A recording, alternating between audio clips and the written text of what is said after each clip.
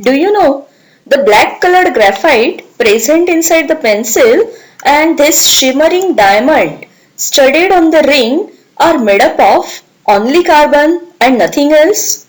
They look totally different, but still they are the forms of carbon. Hard to believe, right? But one can prove this fact very easily.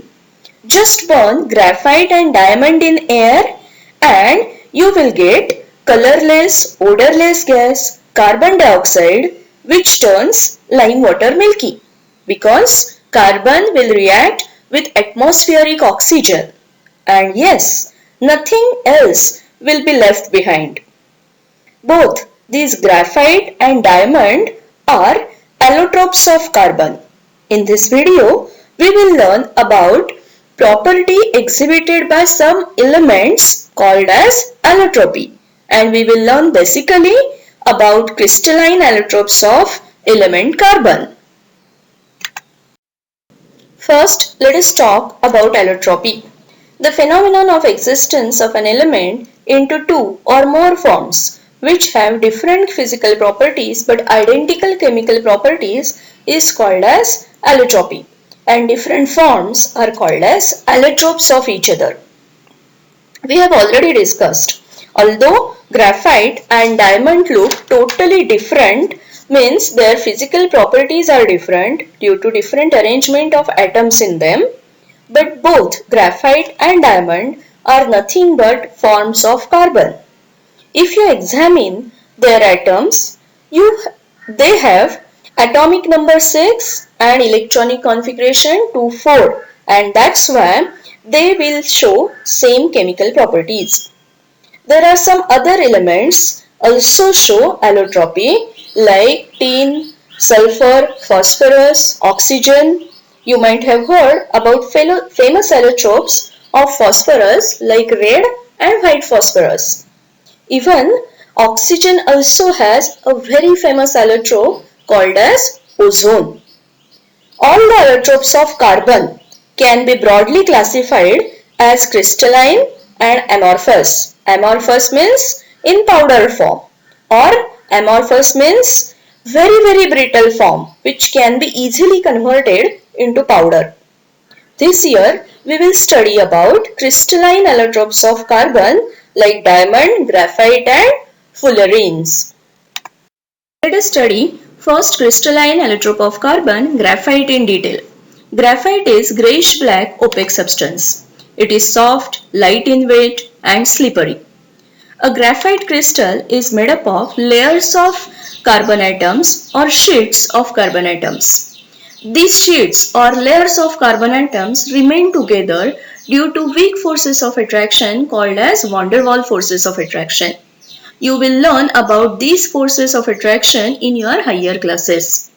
But these forces are weak forces, and that's why graphite is slippery to touch.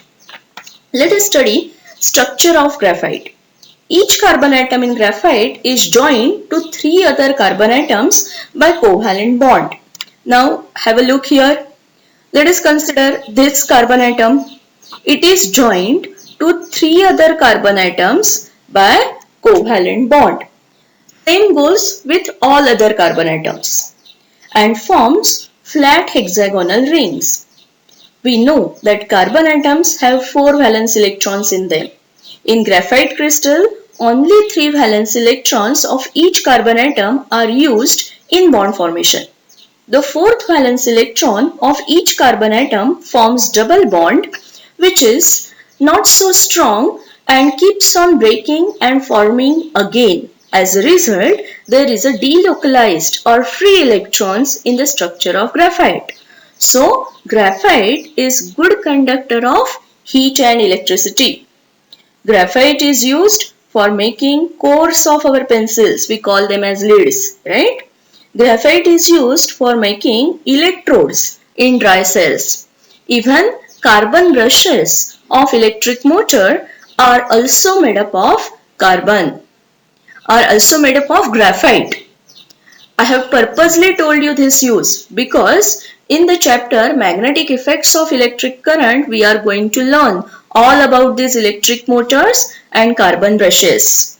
So these carbon brushes present in electric motor are made up of which form of carbon? Graphite. Now let us talk about next allotrope of carbon, that is diamond. Diamond crystals are transparent and very hard.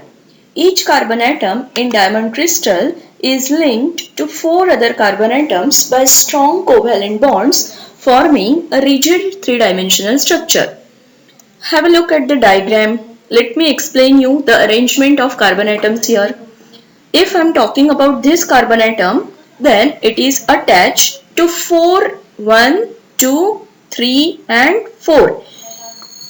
Any one carbon atom is attached to 4 other carbon atoms by covalent bond and rigid three-dimensional structure is formed. This rigid structure of diamond makes it very hard substance with high density. Diamond is poor conductor of electricity as there are no free electrons in its structure, but it is a good conductor of heat. Diamonds are used in making rock borers for drilling oil wells, for making glass cutters. When diamonds are cut and polished, brilliant light is refracted from their surface. That is why they are used for making precious gems and jewelry. There are many differentiating points between these two allotropes of carbon. Actually, we have already discussed all these points, but let us revise. First difference. Diamond is the hardest substance known and graphite is soft and brittle substance. In diamond, each carbon atom is bonded to 4 different carbon atoms forming tetrahedron-like structure. And in graphite, each carbon atom is joined to 3 other carbon atoms to form flat hexagonal rings. Diamond does not conduct electricity, whereas graphite is a good conductor of electricity. Diamond is transparent and graphite is black in color and opaque. Since their physical properties are different, obviously their uses are also different. Diamonds are used in making jewelry, even used in making instruments for cutting like glass cutter. Graphite is used for making core of our pencils. Even graphite is used as electrodes in dry cells. Fullerenes are new class of carbon allotropes. They are spherical in shape and contain even number of carbon atoms ranging from 60 to 350 or above. The C60 fullerene means fullerene having 60 atoms in it is most stable and was first to be identified. Further, because these allotropes looked like geodesic domes designed by US architect Buckminster Fuller, these allotropes are called as Buckminster fullerenes or simply buckyballs. Fullerenes are dark solids at room temperature. Diamond is very hard, graphite is soft. On the other hand, Buckminster fullerenes are neither very hard nor soft. All the other properties of these allotropes of carbon are still being investigated.